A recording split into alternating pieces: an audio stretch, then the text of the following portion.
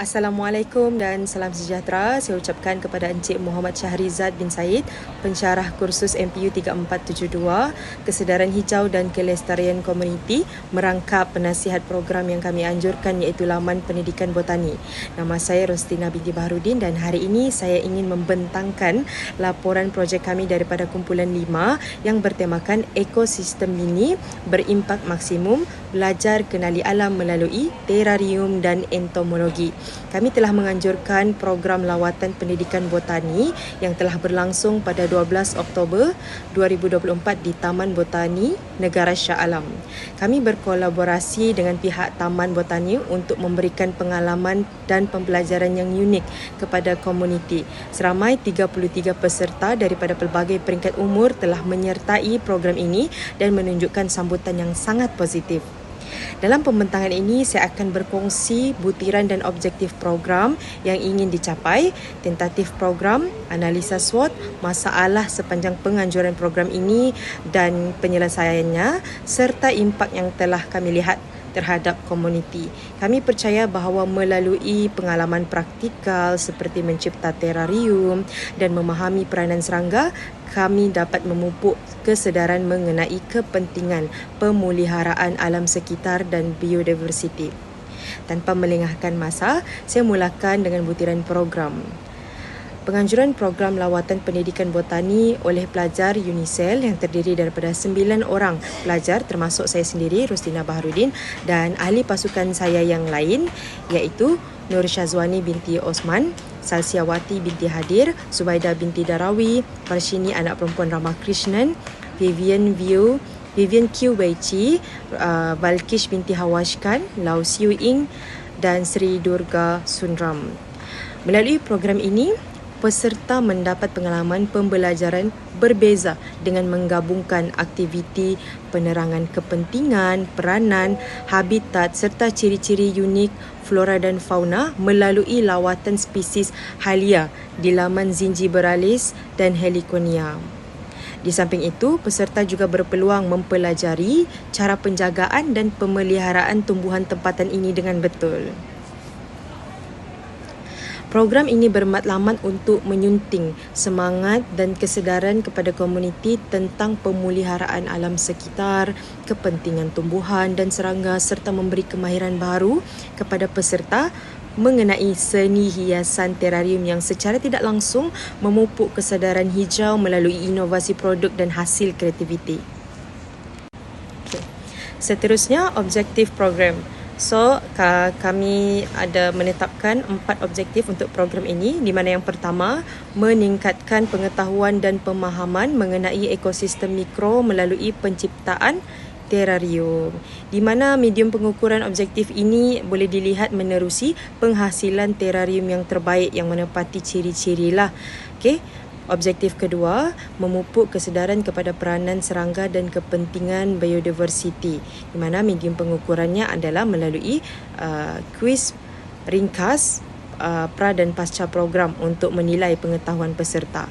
Objektif yang ketiga iaitu menggalakkan kelestarian dan kesedaran hijau tentang keperluan dalam pemeliharaan biodiversiti. Medium pengukurannya juga adalah melibatkan kuis ringkas pra dan pasca program untuk menilai pengetahuan dan kesedaran hijau peserta.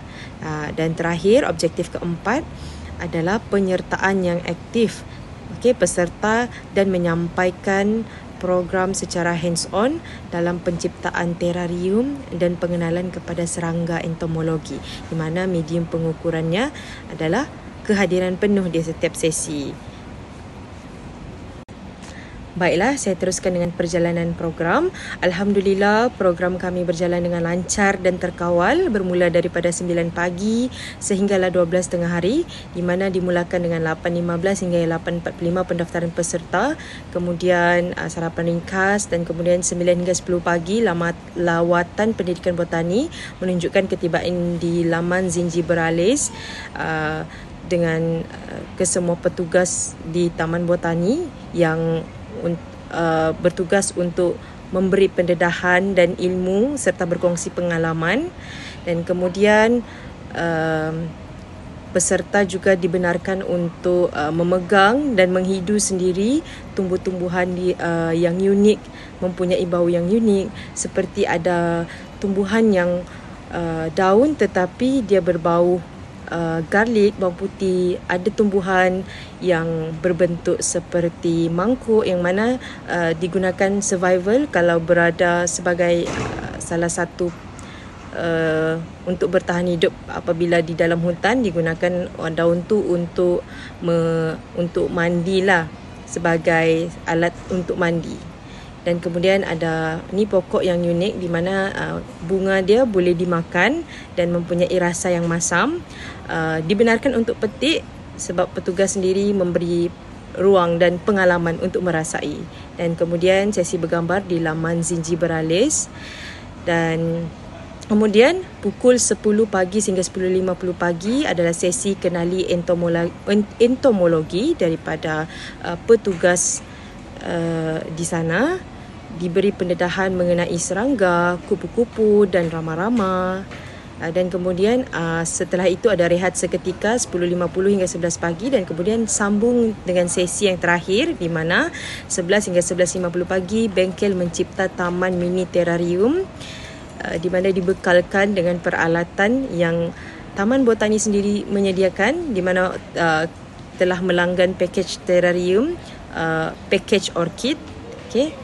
Peserta menunjukkan hasil terrarium, hasil pembinaan, dan rata-rata adalah ini kali pertama mereka membina terrarium mereka sendiri.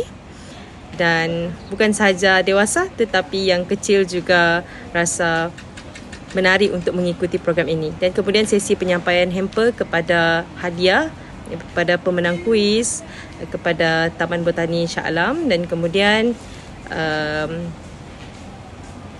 pukul 11.50 hingga 12 adalah penutup kuis penyampaian hadiah dan edaran benih percuma, sesi bergambar dan kemudian bersurai. Baiklah, saya teruskan. Dan seterusnya impak kepada komuniti. Okey, hasil daripada penelitian dan pemerhatian kami, ada 4 impak yang dapatlah terhadap komuniti. Yang pertama, memupuk kesedaran alam sekitar supaya masyarakat cakna akan kepentingan pemeliharaan tumbuhan dan alam sekitar. Yang kedua, menggalakkan penglibatan aktif komuniti dengan menyokong setiap inisiatif kerajaan untuk terlibat dalam aktiviti pemeliharaan dan pemeliharaan alam sekitar. Contohnya, Taman Botani Negara Shah Alam ni menawarkan pakej-pakej tertentu, dan antara pakej yang kami ambil adalah pakej terrarium, kategori pakej orchid. Dia ada pakej-pakej yang lain lagi lah, seperti pakej cempaka dan yang lain-lain. Okey. So, dan kemudian saya teruskan dengan yang ketiga, mencungkil dan mengasah bakat kreativiti peserta dengan kemahiran baru dalam inovasi pembinaan terrarium. Dan yang terakhir adalah memupuk semangat kebersamaan dalam menjaga alam sekitar dengan masing-masing sedar akan tanggungjawab dan peranan masing-masing. Okey, buktinya setelah program habis selesai, setiap sesi ataupun setiap lawatan yang kami pergi ataupun yang terakhir sekali di mana sesi pembuatan mini terrarium tersebut, tidak ada sampah yang ditinggalkan dan setiap tempat tu ditinggalkan dalam keadaan yang bersih.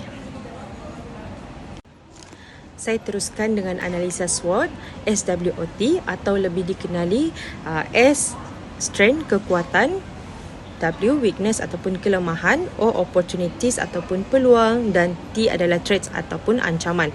Di mana yang pertama, strength, kekuatan program ini adalah kolaborasi bersama TBNS, Taman Botani Negara Shah Alam. Di mana kolaborasi ini lebih menarik kerana sinergi bersama organisasi yang berpengalaman dan kehadiran pakar-pakar dalam bidang alam sekitar tu dapat memberi kefahaman yang lebih terperinci. Yang kedua, program interaktif dan pengalaman yang unik, di mana peserta sendiri dapat menghidu, merasa tumbuh-tumbuhan yang unik yang tidak pernah dijumpa dan memberikan satu pengalaman yang berlainan kepada peserta. Yang ketiga adalah pembelajaran yang lebih santai, dapat ilmu tanpa duduk di dalam kelas, tetapi pendidikan itu bertambah. Dan kedua adalah weakness ataupun kelemahan program ini, di mana limitasi kewangan, masa dan lokasi. Yang kedua adalah kapasiti jumlah peserta yang terhad. Kerana untuk membawa sejumlah bilangan peserta yang ramai agak susah, namun diusahakan seramai yang mungkin, maka untuk program ini adalah seramai 33 orang. Dan ketiga adalah opportunities ataupun peluang. Apa yang peluang yang kami dapat lihat melalui program ini adalah peluang untuk bekerjasama di masa hadapan dengan pelbagai organisasi lain untuk menambah bilangan komuniti dan meningkatkan kesedaran lagi ramai komuniti terhadap kesedaran hijau dan kelestarian.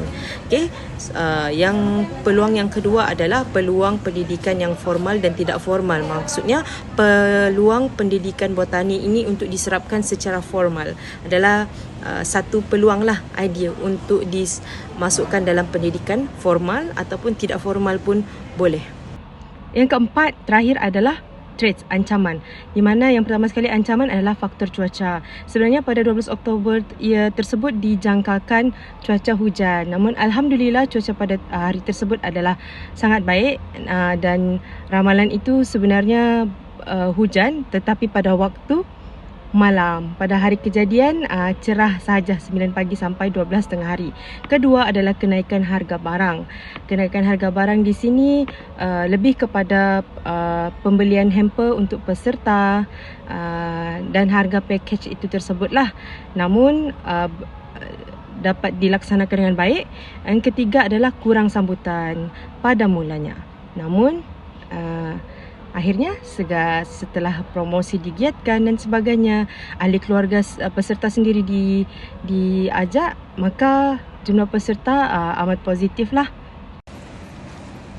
Kemudian masalah dan penyelesaian. Setiap masalah ada jalan penyelesaiannya, dan setiap masalah yang timbul itu kami sedar dan ambil tindakan yang proaktif untuk menanganinya. Masalah yang pertama adalah kurang sambutan awal, namun diatasi dengan mempergiat lagi promosi melalui media sosial dan mengajak rangkaian komuniti, dan daripada kalangan ahli keluarga itu sendiri pun peserta ajak ahli keluarga mereka.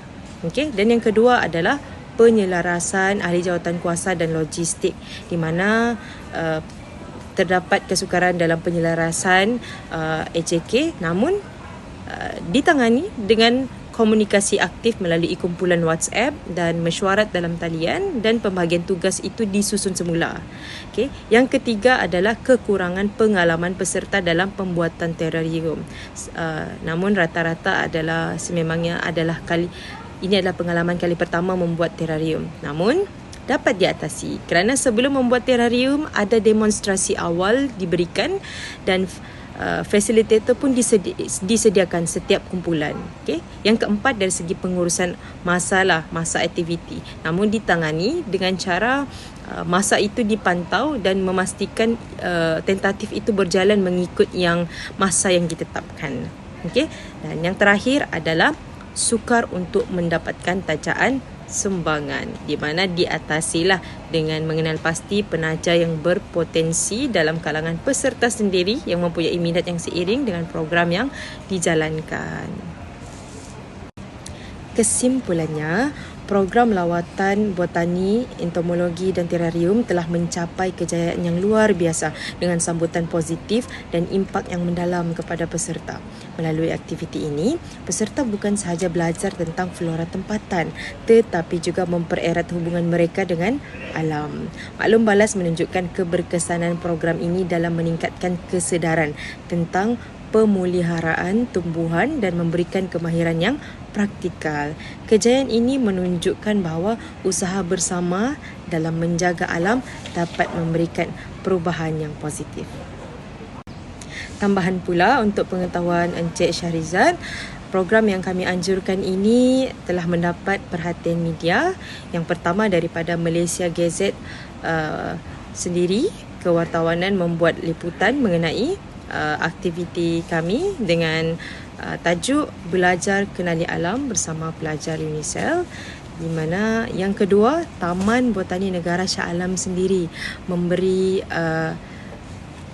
maklum balas di laman Facebook mereka mengenai program kami dan menjadikan aktiviti kami sebagai satu contoh dan mempromosikan program kami ini sebagai tujuan promosi Taman Botani Negara Shah Alam untuk mengajak komuniti untuk memupuk kesedaran hijau dan kelestarian dalam komuniti.